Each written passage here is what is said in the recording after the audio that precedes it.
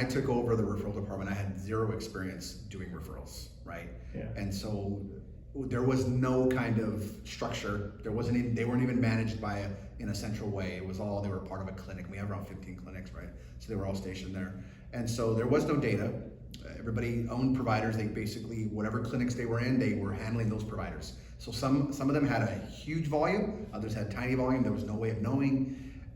And again, there was not much structure, so everybody could kind of say, oh yeah, I'm doing so much, or I'm not doing so much, or I am doing this, and so it was really frustrating because I couldn't get a grasp on how to find out how much we were doing, how much output we were doing.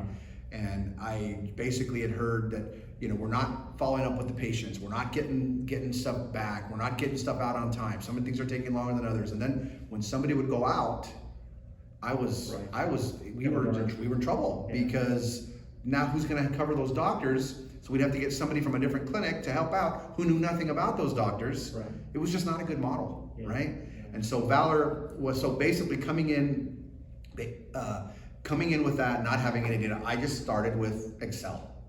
I just got Excel spreadsheets and started just compiling and figuring out, working with IT as much as I could to get data, very little data, very raw data, whatever came. Yeah. And so that was how I was able to get started. And so I quickly found out that it was very lopsided in who was doing what. So the processes we had in place, everybody was doing their own thing.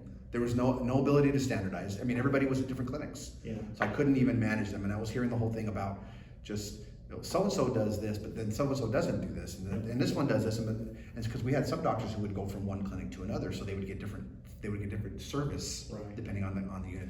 In some aspects, the old way, where they actually were like a boutique, was nice, because doctors would walk their patients to the unit. We called them unit secretaries at the time. In that aspect, it was nice. The doctors liked that. But as far as speed, as far as the amount, it was very stressful to our staff, right, to be able to handle that. I mean, it's really hard when you're in the flow of things that a doctor comes up and walks and shows you and says, oh, this person's gonna help you with your referral, and they have to stop what they're doing, and it's a routine referral, and it doesn't need to break up their work, right? So in that aspect, it was great. The follow-up with our patients was basically almost non-existent. There was no time, right? And then there was always the blaming. The MAs were like, well, you're supposed to get the consult back after they go see the specialist. No, you're supposed to get that. And you're supposed to schedule the patient, you know, now that the auth is here. No, this is a procedure, so you can do that, right? There was just a lot of that. And so who suffered? The patients, right? And the doctors at times would get frustrated over the fact that their patients were either not getting the referral in time, or not told that they were getting the referral, that after the authorization was approved, not getting that communication, the follow-up. And then you would see the staff would have dozens and dozens of voicemails on their phone, and heaven forbid they go on vacation, right, or get sick for a couple days, right? Because nobody could help. When Valor was being introduced, the medical director was very excited for it at the time, because we knew that we had a less staff than we had volume, right? I quickly figured out that we needed more people, and that we were operating well under what we should have been under. Because a lot of it was the manual part of it, the manual processing. And so when we heard about the fact that a lot of it would be automated, and the vision of where we could eventually get to, it just got the medical director really excited. So we were very much on board. But I think what may have been a stumbling block was just the changes in the structure of how we ran it. Going from the model of every doctor has a referral coordinator that is theirs, to your referrals are not going to come into a queue, and they're going to get disseminated, right? Fortunately, I tried to make that happen before, like at the beginning, and I got a lot of resistance. But when COVID hit, I kind of had a good excuse to say, all right, we have no choice but to do this, because staff were falling, everybody was getting sick.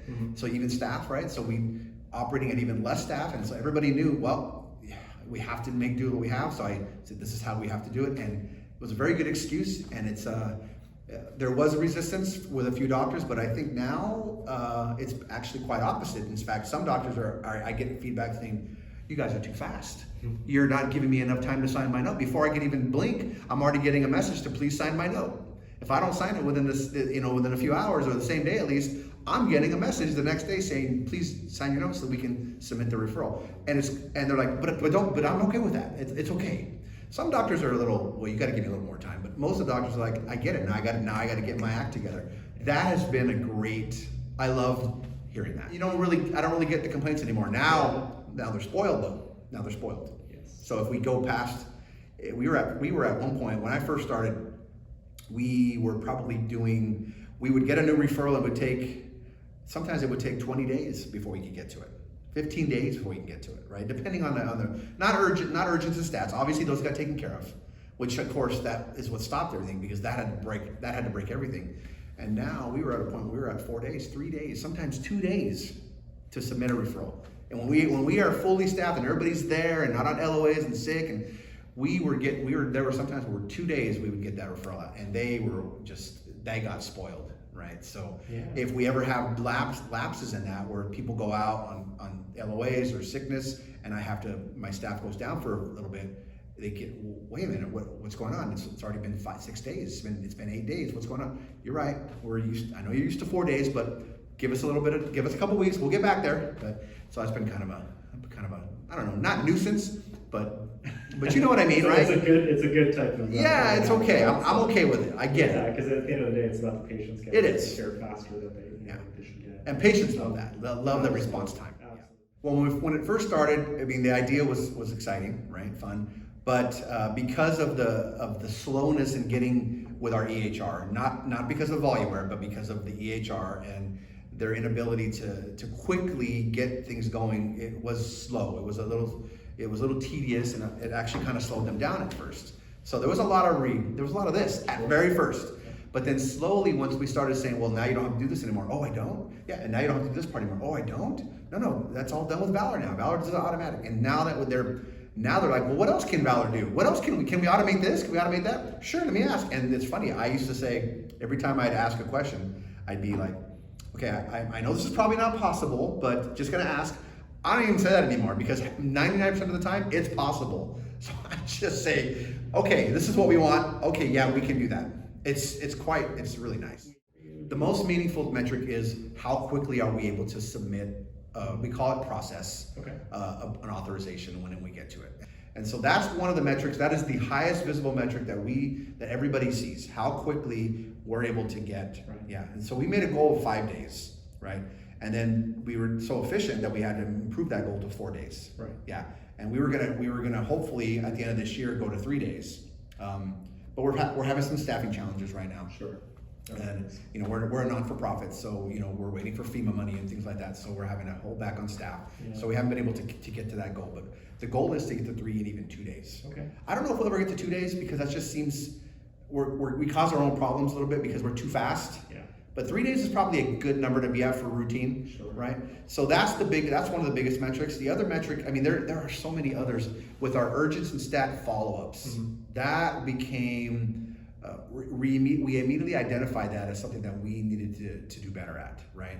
And so we created a whole mini group that only focuses on the follow-up for that, and we track that heavily. Mm-hmm. We're also able to track response time, how quickly we get stuff back from the insurance, which we've never ever been able to do, and Valor can help us with that at the touch of a button. Yeah. And we report that number as well. That is so amazing. Yeah. So what's worked for us there is we now Valor can ping the specialists, the outside obviously our internal specialists, because we have many, piece of cake, right? So the fact that Valor's there to help automate a lot of that, it actually probably halved the time of being able to get all that information. Mm-hmm. The problem now is there's a battle between, who's the one that needs to alert who needs to fix the chart to make sure that it's been done, us or the MA? And so there's kind of a little bit of a battle internally about that, which is fine. We won that battle, by the way. Just anyway, we have too much to do to be. You guys can. It's going in the chart. You guys can handle the rest, right? Yeah. So that's good. The external ones as well, being able to nudge and send faxes to ask for it is. I mean, we would just basically say this. The MA would say, well, if the consult's not there, when they're doing their chart checks and the patient's coming back, then they make a phone call to the place and get it, right? Now we can say, we're going to keep sending faxes to these specialists until we get that consult back. Right. And nobody has to do anything. It's all automated. Unheard of. I mean, we weren't even close to this before now. Yeah. And it's the fact that it's automated. Yeah. It's amazing. Yeah, that's, Okay. oh yeah, I can't even tell you. Yeah, that has been such a great tool to have. When we first started, we were really only able to monitor those that are, track those that are actually submitting. We call them processors, that's their role. But now, because of Valor's ability to tabulate how many times people are annotating on an order, which by the way, those annotations go right into, integrate into our EHR so staff and providers can see, right? Which has been a godsend. That has been revolutionary for our organization, right? I've heard complaints of too much communication now, right? Over communication, which I'm like, nope, we're over communicating because guess what? And when we don't, when it's the opposite, guess who gets in trouble? Us, right? Now we can control that. So the ability to track processors, but now everybody else, to know what everybody else is doing, how much effort they're putting into their role, because again, instead of, not everybody, there's no more person, not one of our staff members does A to Z anymore, right? It's you do A, you hand it off to the next person and the next group and the next group. So we're able to see each different group with their different role, how well they're doing, because Valor gives us the ability to see how much production, when a referral that they're working on changes one status to another, we can check that. And we can also check when they've commented or annotated, meaning they've either done something or they've spoken to the patient or something. So all these little intricate parts of the process are now documented and can be easily gathered in with data. So nobody, the entire department, is aware of the standards that they need to keep. Yeah. And we kind of show it off to everybody, so everybody can see who the high performers are, right, and where they want to be, hopefully to motivate them. And it's very easy with my one-on-ones, which I wasn't able to do before because everybody would kind of hide. Oh yeah, I'm doing a lot. Oh, you don't realize how much Dr. So-and-so asked me to do. And well, okay. Now I could say, look at what these are your numbers over the last 6, 8, 9 months. Let's talk about it.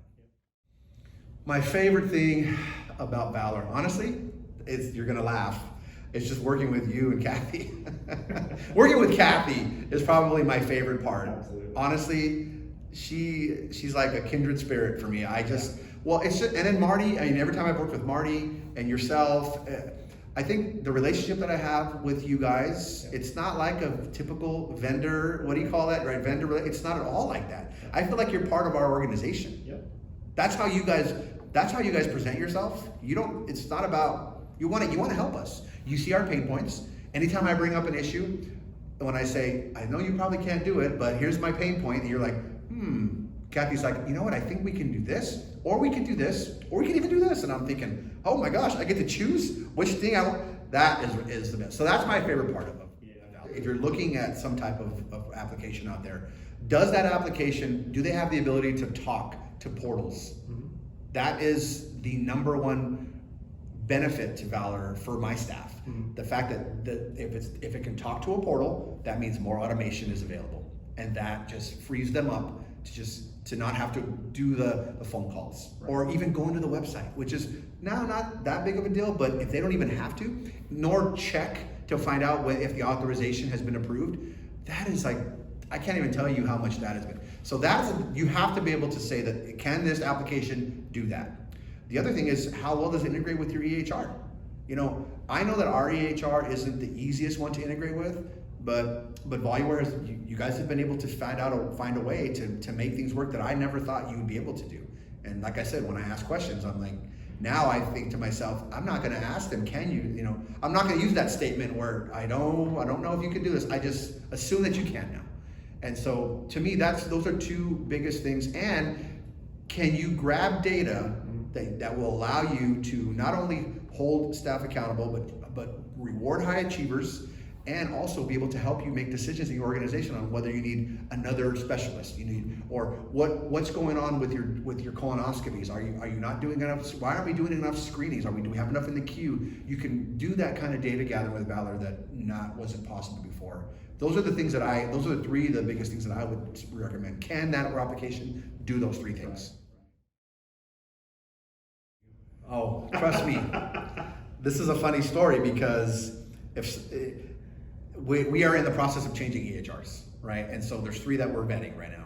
And every single time when the referral portion of the EHR was, Adam, make sure you're there. You have to see, because you know what, this could, if we could save money, we can get rid of Valor. And I'm thinking to myself, okay, well, first of all, it has to do this, has to do this, has to do this. So I have high standards, and I will box anybody who decides to say I'm taking Valor away from you. I will fight you. I will fight you if you try to take Valor. This, not only did this help me as a person who didn't know anything about referrals going in, right? I manage clinic. I have an IT background. I worked for IBM. I have a little bit of a clinical background because I worked as a manager of a clinic, but not really that much. Mostly just a placeholder. But I came in to learn to train the doctors how to use the EMR. I had no idea about all these processes. So Valor has taught me, easily has taught me how this works. So if you're going to say to me, oh, the EHR we're getting has a good referral tracking program, I laugh. I'm like, it may have a good tracking organization of the referral, like where it's at, maybe, but I bet you it doesn't compare to Valor's faxing ability. It doesn't compare to Valor's tracking ability, and I know for sure it doesn't talk to portals, and it doesn't do automation. It doesn't do automated processing or authorization checks. So I'm like, I promise you. See, I'm not just saying this to say you better not take. I will quit. If you take Valor away from me, I will quit. See you later. Don't ask me to do referrals anymore because I'm gone.